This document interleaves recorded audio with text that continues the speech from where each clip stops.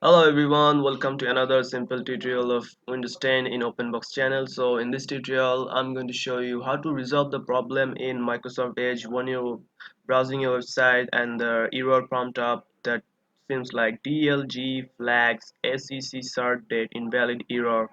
So it happens when your time is not correct and up to date with your location.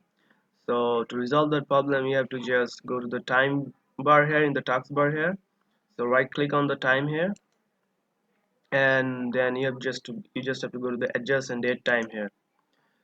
So you have to choose the correct time here to resolve the problem here. So if you so you can see if the current date and time is not right in your PC, you just have to uh, set the right time zone here.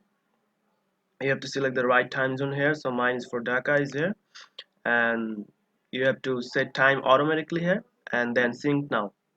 So if it is okay, hopefully this will resolve the problem, or if it's not set time automatically, you can just change it manually here. So we can change here manually the time and set the time here. So hopefully this will resolve your problem in Microsoft Edge, that invalid error in that showing up when you're browsing website. So that's a very and easy simple tutorial for you guys. So hope you find this video helpful. So if you like this video, please subscribe to my channel, and thank you for watching.